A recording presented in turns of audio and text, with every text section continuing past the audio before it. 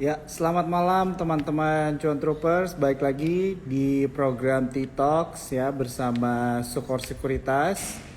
Malam hari ini seperti biasa kita akan berdiskusi langsung dengan profesional dan tentunya juga bisa dibilang influencer di pasar modal ya atau di industri keuangan. Nah, jadi buat teman-teman di sini ya, jadi topik pembicaraan malam hari ini kita akan membahas bagaimana cara kita memilih saham bagi fundamentalis ya. Pasti di sini tidak hanya ada trader tapi tentunya kita juga ada investor ya di Sukor Sekuritas nih. Mungkin boleh nih teman-teman komen nih siapa kira-kira yang masih masuk ke dalam golongan investor ya atau yang benar-benar juga melihat fundamental satu perusahaan supaya kita juga tahu nih kita ada nggak audiensnya ya untuk ngobrol dengan fundamentalis. Nah jadi untuk malam hari ini kita ada ngobrol-ngobrol langsung dengan Kefas Evander ya teman-teman ya. Jadi pasti teman-teman semua udah tahu nih Bro Kefas siapa karena ini bukan yang pertama kali, bukan yang kedua kali.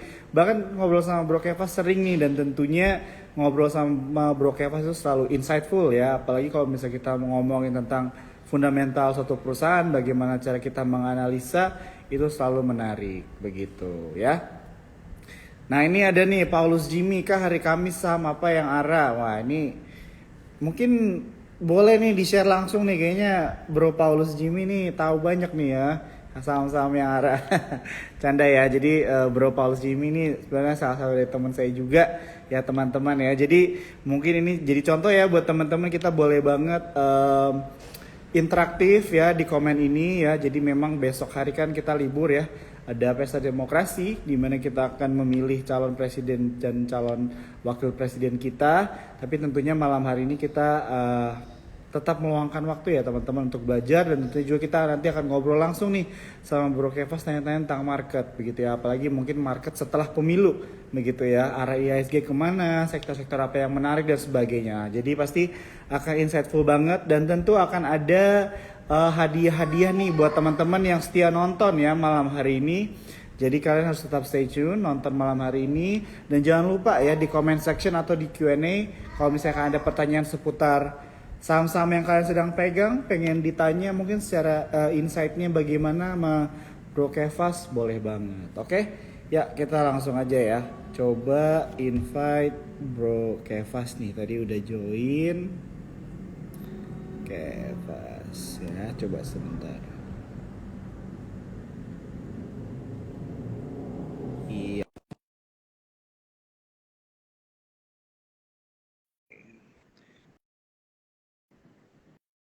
Saya kadang investor, saya kadang trader. Boleh juga ya. Jadi teman-teman kita tuh bisa bagi dua juga nih. Oke. Selamat malam, Bro. Halo, halo, siap. Selamat malam. Thank you banget nih ya, Bro Kefas untuk waktunya. Yes, anytime, my pleasure. Senang ngobrol Ya, sama Bro Joe dan teman-teman semuanya. jadi suatu apa ya kehormatan lah bisa ngobrol lagi sama Bro Kefas karena gue tahu banget nih lu Biasa bro aja, ya Bro. sibuk gitu kan tapi tetap mau meluangkan waktunya nih ngobrol-ngobrol sama gue sama teman-teman yang nonton nih malam hari ini gitu walaupun besok libur tapi tentunya kita istilahnya justru hari libur ini besok libur malam ini kita bisa gunakan untuk diskusi ringan lah ya belajar-belajar juga mungkin malam hari ini Yes, topiknya mungkin lebih ke arah belajar kali ya bro ya sebenarnya ya cara pilih saham dari sisi fundamental itu yang baik bagaimana dan I think orang yang tepat nih ngobrolnya sama Bro Kefas nih ya teman-teman ya jadi pas banget nih ya bro ya kalau misalnya kita lihat di keadaan market global yang masih bisa dibilang volatil apalagi juga pemilu nih kita belum tahu nih arah arah negara kita kemana nih ya kebijakan-kebijakan dan sebagainya posisi stance masih wait and see biasanya kan memang investor itu lebih prefer saham-saham yang fundamentalnya baik ya bro ya kan karena kan yes. volatil banget nih ya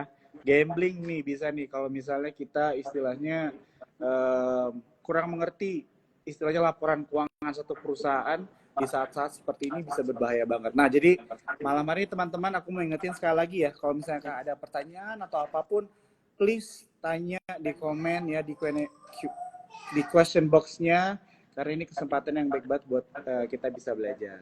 Oke bro, kita Ya, mulai nih. Jadi mungkin gue mau nanya dulu langsung sama lu nih. Kita minus bro hari ini ya, minus 1% gitu kan. Kemarin saham-saham bank itu sempat all time high. mm-mm. In general nih, what do you think mengenai market kita sekarang nih? Mungkin boleh kasih insight-nya sama view-nya nih dengan keadaan kita sekarang. Iya, gua rasa sih sebenarnya nggak terlalu mengkhawatirkan juga. Toh IHSG juga masih di area di atas 7.000 ya kalau nggak salah ya, meskipun hari ini turunnya cukup dalam. Hmm. Tapi ada satu hal yang cukup menarik yang gua perhatikan ya bro, di mana sejak Hmm. awal tahun atau bahkan mungkin dari awal bulan Februari nih, asing tuh net buy terus loh. Asing ini net buy Hmm. terus, di mana kita tahu posisinya asing ini kan memang eh, cukup penting lah di market kita. Tahun 2023 kemarin sepanjang tahun mereka nggak terlalu banyak akumulasi, tapi juga nggak terlalu banyak keluar. Tapi di awal tahun ini mereka mulai bergerak lagi. Ya. Makanya banking top 4 itu kan all time high semua kemarin ya. Ya. BCA, BRI, Hmm. itu pada all time high. Salah satunya karena memang dana asing atau foreign flow ini masuknya lumayan banyak gitu ya. Jadi ini unik juga. Gua pikir paling setelah pemilu gitu ya. Ini malah 2 minggu sebelum Sebelum. pemilu malah diborong terus gitu ya. Jadi meskipun marketnya koreksi, tapi gue rasa ini koreksinya lebih ke arah banyak saham-saham yang bukan bukan core-nya IHSG yang kayak top 4 banks gitu, lebih ke arah kayak kan ada brand yang minusnya lumayan banyak juga, ada cuan yang minusnya banyak dalam juga. Jadi saham-saham yang outliers lah yang membuat IHSG hari ini drop cukup dalam ya. Tapi I think masih aman lah, masih di atas 7.000 mah masih aman banget. Ya, ya, ya. Oke, jadi kalau misalnya dibilang, ya benar ya, 7.200 ya ISG kita, jadi koreksi kayak gini bisa dibilang masih expected juga, jadi nggak ada reason untuk Ya, panik juga lah ya bro ya, begitu kan, dan even today asing masih net buy. oh Ya. oke, oke, oke, oke. Ya, ya, jadi ini mungkin menjawab beberapa pertanyaan teman-teman juga gitu ya, mungkin panik kali bro ya, maksudnya soalnya mepet-mepet banget gitu ya sentimen-sentimennya begitu kan. Jadi sometimes orang nih mungkin dari kita ada yang bingung gitu ya untuk istilahnya mengolah informasi yang ada di berita gitu ya mengenai Oh, pasar sorry. modal. Hari ini asing net sell sih, tapi nggak banyak, cuma 5M. Jadi tipis Oke, lah. ya. Ini gua salah lihat juga. Mana sih? Oh, enggak deh. Asing bener, asing buy net buy kok 1T. Wow, Ya. oke, jadi udah 2 hari bisa net buy ya? Iya, Ya. satu minggu asing net buy 4T, 1 bulan asing net buy 5,7T, 3 bulan net buy 18T. Ya, Ya, ya. jadi memang dalam 3 bulan terakhir ini asing masuk kok gitu. Jadi kalau asing aja percaya sama Indo ya, I think mereka ngelihat meskipun ada pemilu dan segala macam, mereka tetap pilih Indo Iya, sebagai salah satu market yang dipilih gitu. I see. Oke, oke. Ya, jadi mungkin bener nggak nih ya, maksudnya opini gue nih, pendapat gue kira-kira bisa nggak tuh gara-gara memang keadaan politik kita gitu ya, yang biasanya volatil kan, mendekati pemilu bisa dibilang volatil karena kita nggak tahu nih arahnya kemana ya, maksudnya presiden yang akan terpilih siapa dan sebagainya. Jadi investor asing itu prefer untuk melakukan memparkirkan lah dananya di saham-saham yang bisa dibilang cukup resilient lah ya bro ya, bisa dibilang gitu Yes. kan, makanya mungkin mereka akhirnya pivot gitu ya ke saham-saham big caps gitu. What do you think bro, kira-kira bisa nggak kayak gitu tuh sentimennya? Oh, gini, menurut gua bukan masalah sekedar big caps-nya doang atau cap-nya besar ya. Karena gimana pun tetap fund manager pasti harus punya kriteria dong saham yang dipilih itu saham apa. Memang pertama berdasarkan faktor likuiditasnya harus besar karena Ya, kalau ya. fund itu kan mungkin ada dana yang banyak gitu ya. Tapi faktor kedua adalah yaitu fundamentalnya bagus nggak gitu kan. Hmm. Ya, atau mungkin kalau ada fund manager yang pakai strategi teknikal ya itu lain cerita lah. Tapi mostly mereka memilih karena ada faktor fundamentalnya juga bagus.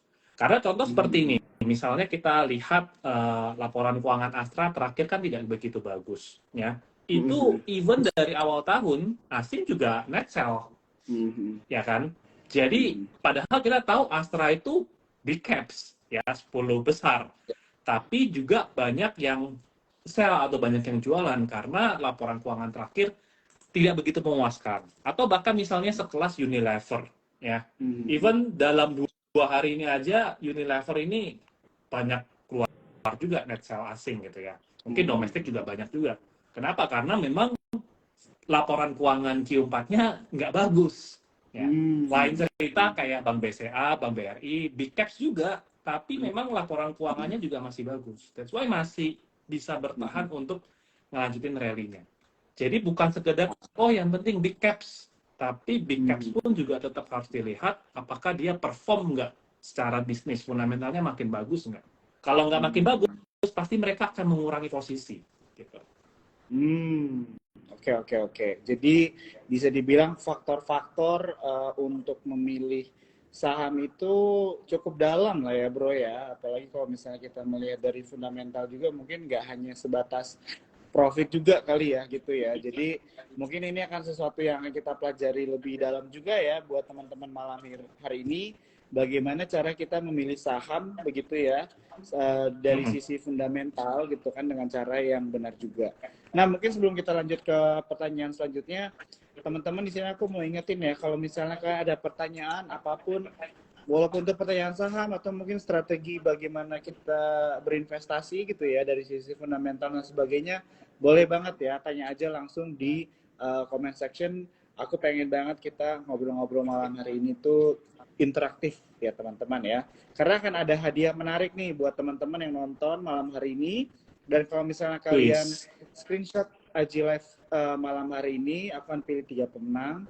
Ya, kalian akan dapat buku Art of Investing. Ya, jadi buat teman-teman yang mau belajar nih ya, istilahnya art ya berinvestasi gitu kan dan melihat komentar advice dari banyak influencer di buku ini gitu ya, pasti kalian akan sangat berguna banget gitu ya. Jadi jangan lupa caranya cuma screenshot, terus tag IG Sukor Sekuritas, tag IG-nya Bro Kevas, terus kalian tulis caption apa yang kalian pelajari dari malam hari ini atau mungkin bisa langsung quote aja apa yang dibilang sama Bro Kevas. Oke. Bro, sebelum kita lanjut, Ricky, kita udah langsung agak kejauhan dikit nih ngomong. Gue pengen mundur dikit. Kira-kira ngomongin sentimen dulu nih, Bro, mungkin ya. Jadi supaya bridging-nya enak juga nih. Kira-kira ada sentimen apa nih yang sedang terjadi di pasar modal atau mungkin secara global ya, buat teman-teman yang mungkin bisa memperhatikan. Karena berita kan banyak banget ya, Bro. Jadi kalau dari lu kira-kira on your opinion aja yang penting untuk dicermati yang mungkin memang ada langsung direct impact gitu ya ke pasar modal nih apa nih mungkin boleh di-share sama teman-teman malam hari ini. Oke. Sentimen pertama mungkin gua lebih ke arah mikronya dulu ya. Mikro dalam artian ya spesifik emiten. Karena dalam bulan Februari Maret ini pasti pada rilis laporan keuangan 2023 ya, laporan tahunan nih. Kemudian nggak lama kemudian mungkin bulan April udah pada rilis Q1. Kemudian kalau tahunannya udah keluar, kita mungkin bisa ancang-ancang prediksi emiten yang bagi dividen, kira-kira dividennya bakal besar atau enggak. Jadi menurut gua lebih banyak faktor dari mikronya. Nah, kenapa? Karena kelihatan banget kok kalau kita ngelihatin mungkin dalam 2 minggu ke belakang ini, makro Indonesia itu kan sama aja ya buat semua emiten. Tapi arahnya beda, kayak tadi contohnya Astra dan Unilever, begitu rilis laporan keuangan nggak bagus, mereka dipanis sama market. BCA, BRI, Inco, atau kemarin ada BTN yang rilis. Kalau laporan keuangannya memuaskan, ya naik juga gitu. Jadi, padahal makronya sama-sama mau menghadapi pemilu, sama-sama The Fed masih suku bunganya masih tinggi, ya kan? Jadi makronya sama, tapi in reality mikronya beda-beda. Jadi pendekatan gua lebih ngelihat dalam waktu dekat ini ya kita lihat raportnya emiten lah. Makanya teman-teman kalau bisa langsung up to date aja cepet gitu. Kelihatannya nih begitu rilis kalian bisa simpulkan ini lebih bagus atau enggak gitu dari tahun lalu. Kalau bagus biasanya sentimennya pasti lebih enak gitu buat di market. Kalau kalian mau nge-swing atau mau baru masuk invest itu lebih enak karena udah tahu nih laporan keuangannya bakal bagus gitu. Nah, tapi kalau secara makro ya, kalau mau ngomongin makro ya sekarang mungkin market nggak begitu yang rame-rame banget ya. Coba gue lihat-lihat transaksi ISG dulu bentar. Kalau gue ngerasa sih market masih sepi-sepi aja gitu rasanya. Ya, mungkin lebih ya masih nunggulah pemilu gitu ya. Mungkin after pemilu kalau udah ada quick count gitu ya, udah kelihatan kayaknya siapa yang unggul gitu ya. Paling sentimennya lebih ke yang saham-saham spekulatif, ke yang berhubungan dengan pasangan calon yang grupnya pasangan calon itulah, either tuh 01, 02 atau 03. Kalau wah nih kayaknya bakal menang nih. Nah, itu paling ya kalau mau spekulasi ya lebih ke arah situ bisa juga gitu. Ya, oke. Tapi itu kayaknya bukan style lo banget lah ya bro ya untuk spekulasi trading gitu ya bro ya. Jarang sih. Jarang. Oke. Tapi kalau nakal boleh lah, kalau nakal boleh. Nggak ada yang larang kok. Oke. Ya, yang larang istri bro. Oke.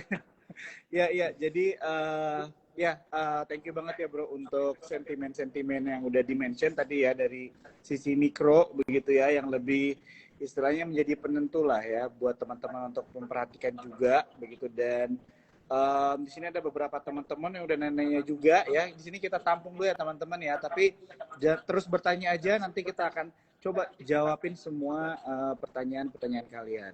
Oke, sekarang mungkin pertanyaan langsung aja nih bro, gimana cara pilih saham bagi fundamentalis begitu ya. Jadi mungkin gue berani bilang gitu ya, jadi sebenarnya mungkin banyak nih investor yang baru join ya, belajar sebenarnya layernya banyak juga sih ya, nggak bisa dibilang begitu juga. Oke, jadi investor itu mungkin pemahaman untuk menganalisa satu saham itu secara fundamental mungkin masih sangat di surface aja lah ya bro, bisa dibilang gitu kan. Apalagi kalau misalnya mungkin mereka belajarnya sendiri begitu kan, jadi mungkin agak susah juga. Nah, kita malam hari ini mau nanya langsung nih sama lu bro gitu ya, karena gue juga tahu sebagai seorang fundamentalis juga, kalau kita ngobrol nih lu lebih suka ngasih sisi-sisi dari fundamental, dan gue suka banget actually karena gue juga actually lebih berat ke investor sih gitu kan. Nah, jadi kira-kira mungkin untuk para pemula nih, kita mulai dari situ aja dulu. Untuk para pemula, kira-kira ada satu atau dua hal nggak yang penting banget kita lihat dalam memilih saham gitu, kalau misalnya kita mau menjadi seorang fundamentalis? Oke, kalau mungkin basicnya dulu ya. Yeah. Basic dari seorang fundamentalis adalah harus paham bahasa laporan keuangan. Ya. Tapi kita bukan seorang akuntan, kita juga bukan seorang financial modeler gitulah. Kalau Warren Buffett bilang, yang penting kita paham artinya setiap pos-pos itu apa gitu ya. Jadi nggak perlu jago aljabar segala macam, itu nggak penting sebenarnya ya. Yang penting adalah kita bisa menginterpretasikan bahasa laporan keuangan. Jadi step pertama yang teman-teman harus paham ya laporan keuangan, mulai dari income statement, balance sheet, cash flow ya. Itu kebetulan di YouTube gua pernah bahas lah kalau teman-teman benar-benar buta tentang baca laporan keuangan. Nah, dari laporan keuangan itu yang diambil apa sih gitu ya, yang dianalisa tuh apa sih gitu. Nah, yang dianalisa adalah pertama kali biasanya kita mulai dari rasio keuangan. Nah, kenapa? Karena rasio keuangan itu bisa ngasih ciri-ciri ini perusahaan bagus atau biasa aja atau jelek. Ya, jadi ibaratnya kayak kalau kita ulangan atau kita sekolah, kita dapat raport, ya kan? Raport itu ada nilainya. Nilai matematika C gitu. Nilai bahasa Indonesia A. Jadi kita bisa tahu nih, oh nih anak bahasa pinter, tapi matematikanya kurang ya. Jadi ada indikator-indikatornya itu. Nah, jadi setelah paham laporan keuangan, ya kita tahu kita harus punya kriteria perusahaan yang bagus itu indikatornya apa sih? Ya. Nah, ini kita baru biasanya ngomongin rasio-rasio keuangan. Contoh, menurut gua salah satu perusahaan atau ciri perusahaan bagus itu kalau misalnya rasio return on equity, ya, return on equity atau ROE itu di atas 10%. Nah, ya udah, step pertama kita cari perusahaan di IDX yang ROE-nya di atas 10% apa aja. Nah, itu baru satu kriteria tuh. Oke, return on equity berarti tingkat pengembalian keuntungannya tinggi. Kemudian kita mau tambahin filter apa lagi? Misalnya kita mau cari perusahaan yang profit marginnya tebel. Ya, profit marginnya tebel nih. Supaya apa? Supaya kalau profit margin tebel, berarti ini bisnis cuan banget nih. Ya kan marginnya tebel. Ya, misalnya kita mau cari net profit margin di atas 10%. Ya. Nah, jadi itu ciri-ciri perusahaan yang bagus gitu. Nah, kemudian kita tinggal tambahin rasio-rasio lagi. Kalau teman-teman udah punya kriteria-kriterianya, teman-teman bisa nilai, oh, dengan tadi standar-standar yang tadi nih, kita tahu nih perusahaan bagus atau enggak berdasarkan kriteria-kriteria yang tadi udah kita tentuin. Nah, jadi cara pilihnya memang kita harus biasanya pakai screener gitu ya, atau ngeliatin satu-satu gitu. Nah, ngeliatin satu-satu juga bukan berarti oh kita langsung baca laporan keuangannya, enggak gitu ya. Kita lihat rasio-rasio yang tadi aja kan cepet. Ya misalnya disebut saham BBCA, ya udah lihat rasionya sekilas. Oh, udah tahu kok ini bagus atau jelek. Ya, saham ABMM, ini kita lihat rasionya, oh bagus atau enggak. Gitu aja dulu. Mungkin dipancing jadi kalau lagi nih pertanyaannya mau arah mana nih? Ya. Jadi kalau misalnya yang gue lihat itu adalah yang paling pertama lo mention adalah itu mengenai menginterpretasikan angka ya atau rasio juga lah ya, laporan keuangan bisa dibilang kayak gitu kan, karena mungkin suatu kadang-kadang orang bilang profit berarti udah langsung bagus nih perusahaan, padahal mungkin case-nya nggak selalu begitu ya gitu ya bro ya, atau mungkin satu saham itu apa ya bisa dibilang asetnya besar gitu kan, tapi belum tentu saham itu menarik gitu ya bro ya. Mungkin kita bahas tadi case dikit aja nih, kecil-kecil aja lah ya bro ya, tipis-tipis nih, karena kan IG Live juga nih, gak mungkin banget ya teman-teman kita bisa langsung menyerap semuanya gitu, tapi mungkin dikasih teaser lah bro, mengenai Unilever nih bro. Istilahnya dulu kan Unilever tuh selalu menjadi kalau misalnya ada orang mulai investasi tuh kayak amannya tuh langsung Unilever gitu kan, UNVR. Nah tapi sekarang kalau misalnya kita tarik 5 tahun ke belakang sahamnya udah turun gitu ya, 6%, hampir 6%. Nah itu what happened bro di Unilever, dan kira-kira apa ya bisa dibilang strategi apa atau hal-hal apa yang kita perlu perhatikan supaya istilahnya kita bisa terhindar nih dari contohnya saham-saham yang suka dibilang sama orang-orang oh ini udah pasti aman tapi ternyata tidak seperti itu juga gitu kan. Boleh mungkin boleh di-share. Oke. Study case ya Unilever ya.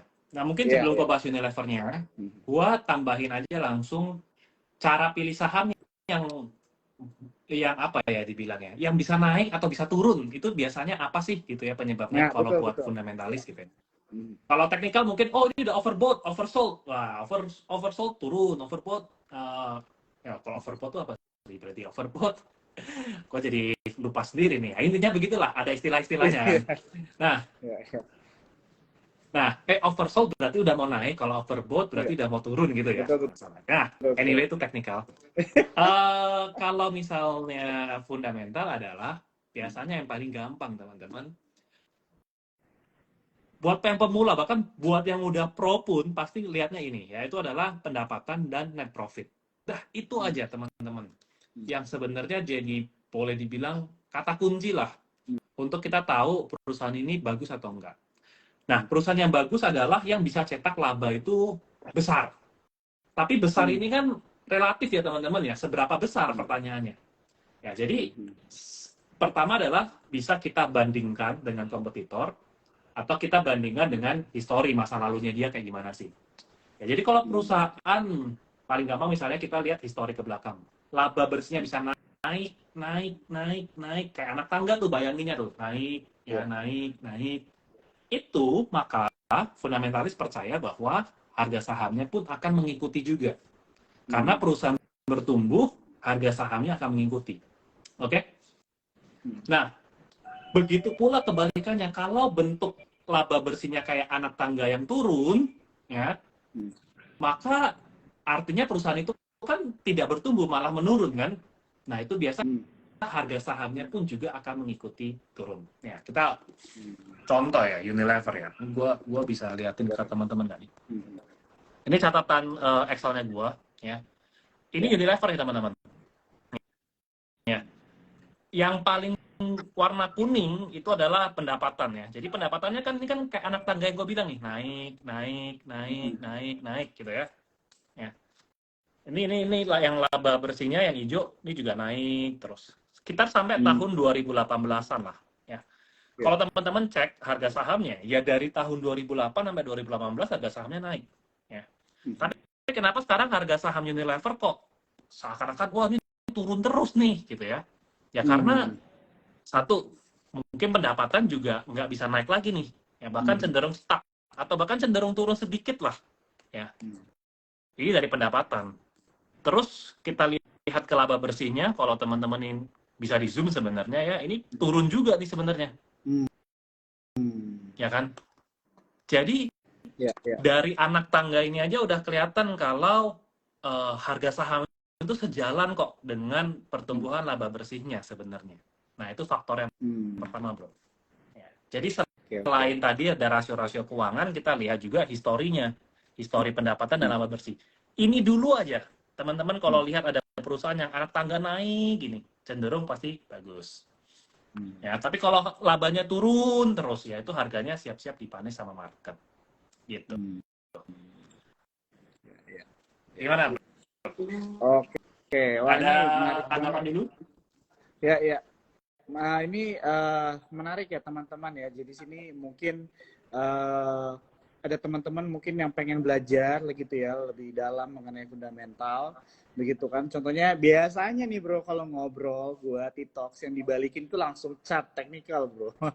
Tapi kali ini dibalikin sama lu yang ditunjukin itu yang dibalikin tuh chart dari pendapatan atau laba perusahaan ya. Jadi gue denger ya buat teman-teman juga yang nonton malam hari ini, Bro Kevas ini punya kelas-kelas juga gitu ya, yang tentunya bisa banget kita utilize ya, apalagi teman-teman yang mungkin ini kan bisa dibilang masih awal tahun juga ya, walaupun udah Februari teman-teman ini rasanya tetap seperti awal tahun, jadi kalian ingin memulai something new gitu ya, atau bisa dibilang juga ingin ada guidance yang benar gitu ya dari sisi fundamental juga. Gue sempat kemarin actually ngobrol-ngobrol sama Bro Kevas nih ya teman-teman. Dia itu punya yang namanya Irrational Framework for Rational Investor ya bro ya, kalau nggak salah ya, kelas lu ini ya. Mungkin boleh dijelasin dikit nih kira-kira sama teman-teman yang nonton malam hari ini, siapa tahu mereka ada yang tertarik untuk belajar sama lu langsung juga nih. Kelasnya kira-kira mengenai apa nih bro? Mungkin mulai dari situ dulu deh, gimana? Thank you Bro Jo. Ini bridgingnya bagus banget kayaknya. Anyway ya, jadi ya gue suka ngajar, gue suka membagikan apa yang gue tahu lah ya, meskipun harus ada timbal balik berupa fee dan segala macam, but I think gue bisa berikan benefit buat teman-teman lebih lah. Nah, jadi yang gue bagikan atau yang gue akan ajarin adalah kerangka berpikir ya, framework. Jadi framework itu adalah ya kerangka berpikir step by step gimana kita menganalisa saham, gimana kita nemuin saham. Nah, kenapa gue kasih nama Irrational Framework ya? Lebih tepatnya karena gue melihat market itu sering nggak rasional. Ya, nggak rasional contohnya apa sih? Ya, kalau istilahnya kalau Keng Hong ya, ada Mercy harganya bajai. Ya, itu kan nggak rasional, nggak masuk akal. Ya, jadi ada saham bagus dijual murah. Nah, tujuannya adalah kita mau cari perusahaan-perusahaan yang seperti itu. Karena pada dasarnya adalah perusahaan bagus harusnya dijual mahal. Memang wajar itu gitu ya. Ya, tapi kalau perusahaannya bagus tapi dijualnya murah itu kan irasional. Nah, itu salah satu contohnya. Ya, jadi irrational framework ini adalah ada 4 sebenarnya ya. Nah, 4 ini yang gue akan ajarin strategi buat ke teman-teman semuanya. Ya, mulai dari cara pilihnya gimana, cara hitung harga wajarnya gimana, itu semua akan gue ajarin. Dan ini adalah ya boleh dikatakan ini gaya investasi gue nih yang gue ajarin. Meskipun gue akan tetap bilang, gaya investasi gue ini juga belajar dari misalnya Warren Buffett, dari Peter Lynch gitu ya. dari Cari Manjar, ada jual Greenblatt, tapi semuanya ini tuh gua combine yang akhirnya jadi gayanya gua gitu. Nah, Oke. kalau teman-teman mau belajar caranya gua analisa saham kayak gimana, teman-teman bisa join ke kelas gua. Kebetulan akan jalan di tanggal 24 Februari ini. Oke. So, kalau teman-teman mau daftar, teman-teman bisa masuk aja ke website gua investwithkevas.com atau teman-teman bisa lihat di link yang ada di bio gua juga gitu. Oke. Jadi kelasnya ini 1 hari all day atau mungkin ada beberapa hari tuh Ada 2 kira-kira? hari, ya. Oh, 2 kali. Jadi Oke, 2 hari oke. 2 hari ini full day lah, kita dari jam 9 pagi sampai jam 3 sore, tapi tentu pasti ada breaknya juga. Jadi ya ibaratnya kayak 2 full day gitu. Tapi gua nggak langsung ya, tetap jeda 1 minggu supaya nggak kepanasan gitu Oke. ilmunya. Sip, sip. Thank you banget ya. Ini teman-teman mungkin yang mau Hmm, belajar ya, aku sebenarnya personally gue rekomen ya. Jadi kalau sama Bro Kevas, ini gue jujur nih bro ya, gue kalau ngobrol sama lo tuh enak aja sih biasanya setiap kali Aji Live karena very insightful aja gitu ya. thank you, Apalagi kelas thank you. gitu ya. Ini Aji Talks teman-teman kita cuma sejam gitu ya, dan juga mungkin ada pertanyaan-pertanyaan apa yang kalian tanya secara langsung nih pasti bisa banget ya bro ya, di kelasnya kan akan interaktif juga pasti ya. Jadi Yes. teman-teman di awal tahun ini kita harus memulai sesuatu itu everything right gitu ya, supaya nanti di akhir tahun ini kalian bisa merasakan ya perubahan-perubahan kehidupan kalian karena kalian melakukan investasi dengan cara yang benar. Oke, bro, tadi Ya, sebenarnya gue ada mention nih mengenai istilahnya melihat apa ya saham dari fundamental nih. Gue mau nanya satu nih sebelum kita mulai ambilin pertanyaan dari Cuan Troopers ya, mengenai valuasi nih bro. Valuasi itu kan juga menjadi salah satu hal kita memilih saham begitu ya. Nah, yes. biasanya nih bro, saham-saham big banks, ini gue sering banget ditanya nih, saham-saham big banks itu kan valuasinya biasanya udah di atas rata-rata apa ya, valuasi di sektornya gitu ya, atau bisa dibilang juga mahal begitu kan. Tapi kemarin contohnya saham-saham big banks all time high bro. Jadi kadang-kadang ada pertanyaan nih dari orang-orang gitu kan, valuasinya mahal, tapi sahamnya naik terus gitu kan. Padahal katanya cari saham itu yang valuasinya murah begitu kan. Nah, ini gimana ini kira-kira untuk di make sense-nya, untuk dibikin rasionalnya gimana nih bro gitu kan. Apakah Oke, valuasi the only way faktornya untuk memilih saham atau ada cara lain? Faktor-faktor lain. oke. Mahal itu relatif ya teman-teman ya. Hmm. Di sini mungkin ada yang teman-teman punya jam, let's say Rolex gitu. Ada yang teman-teman mungkin jamnya nggak bermerek ya. Padahal jam Rolex sama jam yang tidak bermerek nunjukin waktu yang sama, betul kan? Mungkin beda kualitas bahan, tapi functionnya adalah sama gitu ya, nunjukin waktu. Tapi Rolex ini saya dijual lebih mahal. Kenapa? Oh mungkin karena brandnya, ya persepsi orang, material braceletnya segala macam, ya atau mungkin kalau jam ini dialnya gimana gitu ya, movementnya otomatis segala macam. Jadi ada faktor-faktor tambah yang membuat memang wajar jam Rolex misalnya dijual lebih mahal daripada jam yang nggak ada mereknya gitu ya. Nah ini hal yang rasional ya menurut gua. Atau misalnya kalau ke toko handphone lah teman-teman, ini gua pakai analogi dulu ya. Ya. Sangat wajar kalau misalnya iPhone dan Samsung yang flagship ya, yang handphone paling bagusnya dijual lebih mahal, misalnya kalau gua sebut merek dibandingin misalnya Xiaomi ya atau Oppo atau misalnya Redmi. Wajar nggak? Rasional nggak? Menurut gue ya rasional-rasional aja, karena memang dia punya quality yang boleh dibilang lebih bagus dibandingin handphone-handphone yang lainnya, gitu ya. Nah, itu adalah hal yang rasional. Nah, pertanyaannya kenapa big banks yang besar-besar, oh harganya malah naik terus, dijual valuasinya mahal. Itu sebenarnya juga hal yang sebenarnya wajar. Ya. Kenapa? Karena memang bank-bank tersebut memang boleh dikatakan lebih bagus dibanding kompetitornya, gitu ya. Itu yang pertama. Faktor kedua adalah lebih bagus juga dibandingin historisnya, kayak tadi net profitnya naik, revenue-nya naik. Jadi wajar memang kalau harganya naik atau diberikan valuasi yang lebih mahal. Ya. Atau misalnya teman-teman beranggapan memang sih BCA ini lebih bagus daripada misalnya bank second liner apa ya, Bank Sinarmas gitu ya, tanpa mendiskreditkan Bank Sinarmas atau BSIM gitu ya. Tapi kan teman-teman mungkin bisa secara objektif menilai, kayaknya kalau gua mau naruh duit lebih aman di BCA gitu ya. Jadi wajar dong BCA memang valuasinya lebih mahal daripada Besim gitu misalnya. Nah, jadi sekali lagi, saham bagus sangat wajar kalau valuasinya mahal. Nah, kemudian kata kunci mahal ini relatif kan, mahalnya dibandingin sama apa. Ya. Ini yang satu yang gue akan ajarin juga sih di kelas ya, tapi teasernya mungkin gue, atau bukan teaser lah, ini lebih ya, kalau teman-teman pahami dalam, teman-teman bisa belajar tanpa ikut kelas gue pun teman-teman juga bisa belajar. Ya, misalnya pertama gini, eh, kita kenal dengan rasio price earnings (PE). Ya. PE itu kan boleh dikatakan berapa lama balik modal. Ya. Jadi teman-teman bisa bayangin kalau ditawarin sama BCA gitu ya, bisa beli saham BCA balik modalnya 20 tahun. Nah, itu kan subjektif ya. 20 tahun menurut gua bisa cepet ya, atau bisa menurut orang lain bisa lama. Mungkin buat konglomerat ya 20 tahun bentar gitu. Gak apa-apa, ini bisa gua kasih ke anak gua. Yang penting gua punyanya perusahaan bagus. Ya ini kan mesin duit bisnisnya gitu. Jadi pertama kita bisa lihat mahal murah yaitu tingkat pengembalian returnnya berapa lama nih. Ya kalau kita mau diajak bisnis sama teman, balik modalnya berapa lama sih? Gitu kan. Nah, jadi kalau misalnya PI-nya 20 kali, berarti ibaratnya 20 tahun nih balik modal. Ya. Tapi ada tapinya nih. Ya, misalnya PI 20 kali, ada tapinya. Kalau PI 20 kali dibilangnya balik modal 20 tahun. Itu kan dalam konteks labanya tidak bertumbuh. Ya nggak? Jadi kalau misalnya labanya stay aja, PI 20 kali artinya balik modal 20 tahun. Ya. Tapi kalau perusahaan itu bisa bertumbuh, ya misalnya tumbuhnya 15% atau 20%, jadi tiap tahun labanya naik 15%, 15%, 15%, artinya apa? Artinya balik modalnya kan lebih cepat daripada 20 tahun. Ya nggak?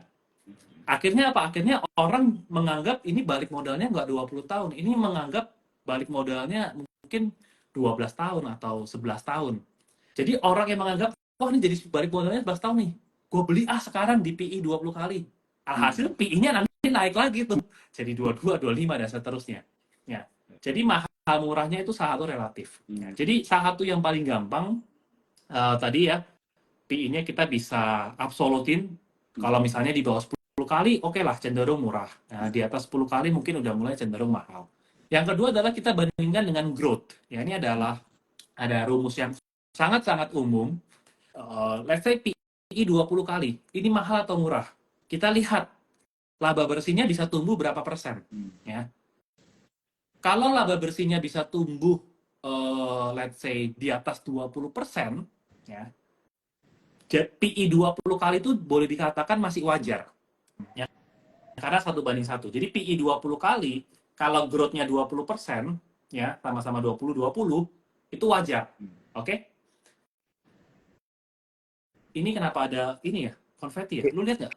Kayaknya gara-gara lo gerakan tangan ya. Nggak tahu deh, gue sumpah kalau Oh, gitu ya? pertama kali. Ini bukan kampanye nih, kalau tiba-tiba ada konfeti, gue juga kaget. Nggak boleh ya. Gimana cara tadi turunin balon-balonan konfeti, teman-teman? Ada yang tahu nggak? Kok keren? Oke. Gue sampai kaget loh.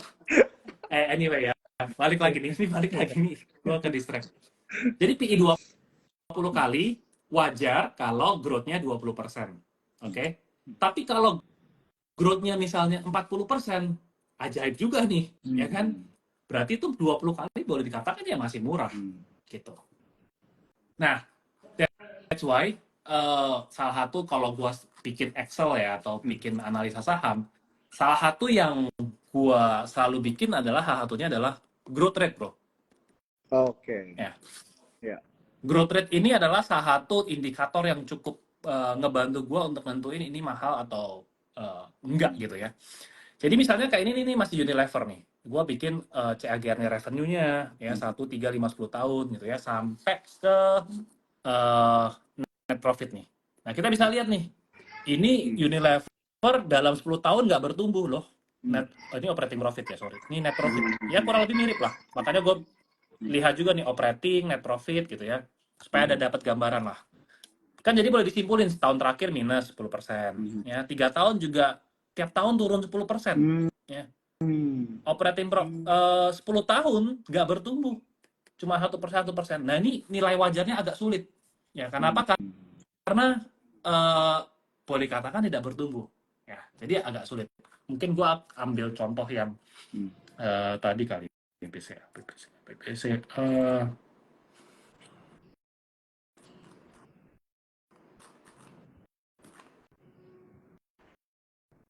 Nah, ini BCA nih. Ya, Hmm. oke. Ya, Setahun ya. terakhir dia net profit tumbuh 19%. Ya. Ini kalau gampangnya PI 20 kali aja masih wajar buat BCA. Oh, oke, oke, oke. Karena setahun terakhir aja masih tumbuh 19%. PI-nya BCA sekarang ini 24 kali ya. Mhm. Nggak terlalu jauh lah. Ya, jadi Ya. memang mahal, tapi ada justifikasi di mana oh kemarin masih tumbuh 20%. Ya, gitu. Salah satu cara lihatnya lah. Ya, ya, ya. Nah, biasanya salah satu paling gampang pendekatannya adalah bandingin PI sama growth rate tadi. Gitu. Oke. Sip, thank you banget Bro Kevas. Ini gue lagi kayak di kelas nih, gue yakin banget nih teman-teman banyak aha moment juga ya. Jadi bagaimana kita melihat tadi istilahnya apa ya, bisa dibilang salah satu data dari laporan keuangan itu mungkin bisa dijustifikasi gitu ya, atau bisa dibilang juga memerlukan mungkin data-data yang dari lainnya juga ya. Tadi seperti yang dibilang sama Bro Kevas juga, bagaimana kita harus bisa mengartikan lah ya, bisa dibilang mengartikan laporan keuangan. Nah, jadi ini penting banget ya buat teman-teman gitu ya yang mau belajar mengenai fundamental. Ini ada apa lagi nih Bro kira-kira Ini yang contoh bisa? nih. Ini MAPA. Ini sahamnya MAPA nih. Oke. MAPA. MAPA. Ya. Ya. Kan kalau teman-teman lihat grafik harganya ini naik parah, men. Ya kan? Bisa baik berkali-kali nih. Kita bisa lihat dia growth-nya memang bagus. Ya, dari net Tapi profit-nya bagus, dari operating profit-nya juga bagus, ya. Ini bisa kita lihat gini doang, gue bisa gampangnya gini ya. Ini kurang lebih harga wajarnya mungkin PI-nya 20-an kali itu masih wajar lah. Ya, 20, 25 menurut gue masih wajar. Ya, karena dia bisa bertumbuh 20%, 26%, 32%. Ya, rata-rata. Ya, sekarang PI-nya 26 kali pun boleh dikatakan PI 26 kali itu secara teori mahal nggak? Ya mahal. mahal ya. Ini berarti artinya balik modalnya 26 tahun tuh. Tapi dalam saat ini masih wajar. Ya, masih oke. Nah, ketika dia punya net profit nih, kena gara-gara pandemi ya. Gara-gara pandemi kan dia jeblok ya, tapi dia bisa bangkit lagi. Nah, kayak gue bilang, ketika ada pertumbuhan yang kayak anak tangga begini nih, ya, ini anak tangga nih, itu harga sahamnya kemungkinan besar cenderung naik. Ya, ini bukan turun teman-teman nih. Karena yang terakhir ini paling kanan nih dia masih 9 bulan, ya kan. Ini kalau 12 bulan pasti lebih tinggi lagi resultnya, ya. Jadi karena ada growth, harganya bisa berpotensi naik, gitu. Oke. Nah, balikannya, kalau labanya turun, growth-nya negatif, makanya harganya dipanis sama market. Nah, oke bro, thank you banget ya. Ini teman-teman kita udah belajar cukup banyak gitu ya. Padahal ini mungkin masih satu dua hal aja yang bisa kita kulik dari fundamental ya bro ya. Ya, Tapi insightful banget nih ya buat teman-teman. Tadi udah dijelasin juga kalau misalnya kalian ada mau belajar tambahan, boleh banget langsung cek aja di Instagramnya Bro Kevas nih, tanya-tanya langsung mengenai kelasnya. Oke, Bro, waktu kita tinggal sedikit nih, kita langsung lompat ke pertanyaan dari Cuan Troopers, boleh banget ya Bro ya? boleh dong. Oke, ini ada yang nanya nih dari Danu Pratama nih, gua tap nih. Nah, menurut Kak Kevas sebagai investor lebih pilih saham Adro atau ABMM nih katanya? Wah, ini pertanyaan pilihan ya. Kalau gua nggak milih gimana? Boleh nggak? Boleh banget bro, mungkin kasih view-nya aja kali dua-duanya. ABMM, ABMM kan ya? Ya betul, Oh, ABMM itu kok kira, iya iya iya. ABM Investama, ya. ABM Investama ya. ABMN dua-duanya bagus sih, kalau kalau secara fundamental ya dua-duanya bagus ya. Ke mungkin gue lebih pilih ABMM sih kalau sekarang ya, karena valuasinya lebih menarik dan market cap-nya masih lebih kecil ya, jadi salah satu pertimbangannya itu ya. Tapi memang ini kan ada sentimen harga batu bara ya, dua saham ini ya, ini kalau saham komoditas teman-teman harus punya keyakinan lain gitu. Keyakinan lain maksudnya adalah apakah harga komoditasnya akan naik atau turun gitu. Karena nggak dipungkirin kalau saham komoditas memang banyak korelasinya sama harga komoditasnya. Ya, jadi kalau komoditasnya lagi turun, ya meskipun sekarang harga 100, berapa sih, 130-an ya? Ya, harga 130 mungkin masih murah lah. Masih mahal lah, masih bagus gitu maksudnya. Tapi kan kalau dibandingin sama 2 tahun lalu harganya dari 200, 300, jadi seakan-akan ini 130-an aja dibilangnya makin turun gitu. Ya, apakah bakal turun lagi atau naik lagi nih, memang kalau komoditas agak susah diprediksi. Ya, that's why kalau komoditas, kalau saran saya, makanya tadi saya nanya sih, boleh nggak milih nggak ya gitu ya. Kalau saya sekarang kalau komoditas kayak batu bara, ini agak siklus nanggung. Nah, siklusnya lagi turun, tapi harga sekarang tidak serendah itu. Gitu. Kalau harga coal mungkin sampai di bawah 100 lagi, ya atau 70 bahkan, nah itu baru mulai menarik lagi tuh. Benar-benar seksi, karena begitu harga coal di bawah 100 mungkin harga sahamnya pada turun semua tuh, ya kan?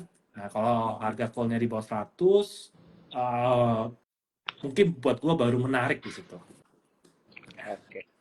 Oke, thank you banget bro. Udah dijawab ya, buat Danu Pratama pertanyaannya udah dijawab nih mengenai Adro dan ABMM ya. Oke, pertanyaan selanjutnya nih bro, tadi ada yang nanya di comment section juga, sekalian di question box juga ada yang nanya mengenai BPTS. BTPN Syariah nih. BTPS, what do you think BTPS, bro? aduh BTPS. Ini tuh BTPS, 2,6. ya. 9, iya. Jadi banyak sangkuters kayaknya. Nih, ini merahnya lebih banyak daripada hijaunya atau hijaunya lebih banyak? Ya, kalau merah artinya turun teman-teman. Kinerjanya tidak begitu bagus dibandingin tahun sebelumnya. Ya. Kita lihat fundamental nih. Fundamental ya kita lihat rasio-rasio keuangan gitu ya. Mungkin yang pertama kita lihat kayak tadi nih, net profitnya aja. Ya kan? Salah satu ciri perusahaan bagus adalah ketika perusahaan itu bisa menghasilkan laba lebih bagus. Ya, tapi kenyataannya memang BTPS labanya masih turun. Oke? Nah, kalau kita lihat dengan data-data rasio-rasio keuangan perbankan juga banyak merahnya, artinya banyak turunnya lah. Nah, jeleknya BTPS itu di mana sih sekarang gitu ya? Pertama, kita lihatlah. Ini logikanya gampang teman-teman. Revenue naik, ya kan? Laba kotor naik, tapi begitu turun ke operating profit dia turun banyak.